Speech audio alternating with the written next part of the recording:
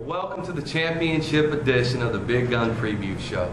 From week 8 until now has been building for this weekend. Brad, you ready for the big weekend? I am so fired up. I mean, not only is this the championship week of the Big Gun Keeper League, which we are so excited to bring to you this week, but I'm in the championship. You are. You finally made it. You've had a heck of a year, and we are going to get to your game in a little bit. We're going to save the best for last.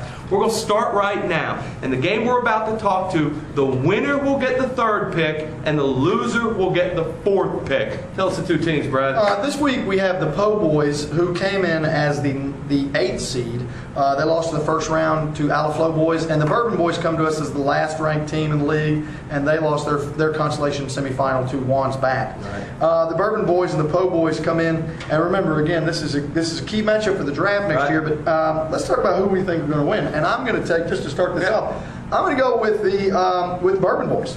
Well, I'm going to go with the Bourbon Boys simply because the Po Boys, to be honest with you, they don't really seem like they're paying too much of attention.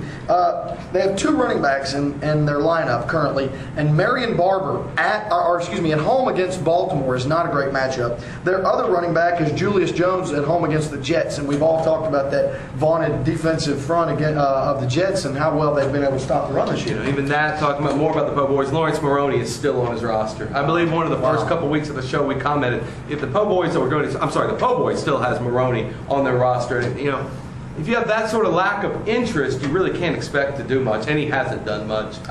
Conversely, Bourbon Boys, Matt Ryan, Rookie of the Year, possibly an MVP candidate at Minnesota, good matchup.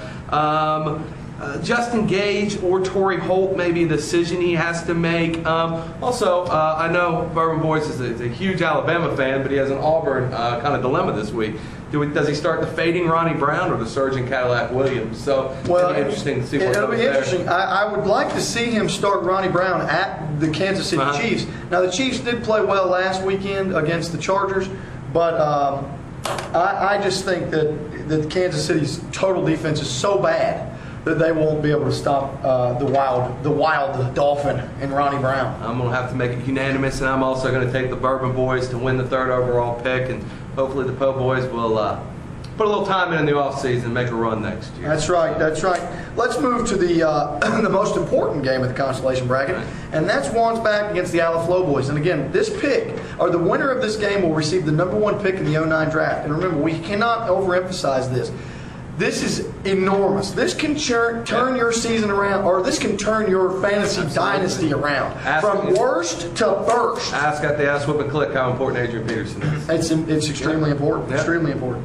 Juan's Back this week. I'll be honest with you. I'm taking the Alaflo Boys just to get started because Juan's Back has so many bad matchups.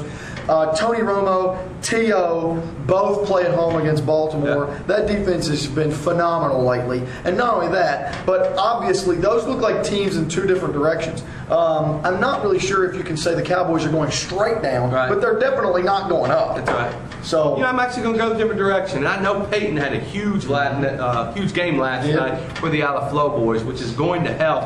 And I realize Romo and T.O., tough matchups. But the Alaflo, I think there's some big question marks as well. McFadden, last time I looked, still in. Does he start Willie Parker or Mewelde Moore?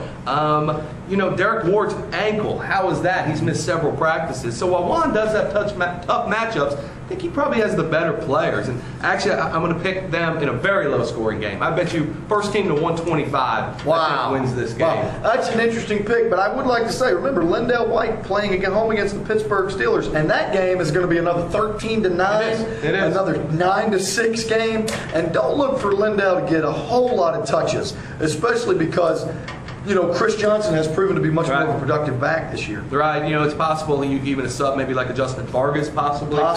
Maybe even, and I was looking earlier talking about the tough matchup with Romo, I would not be surprised at all to see Juan put Castle in the game this week. Matt Castle. I think he's probably a lot better matchup against Arizona this week. That's exactly right. That's exactly right.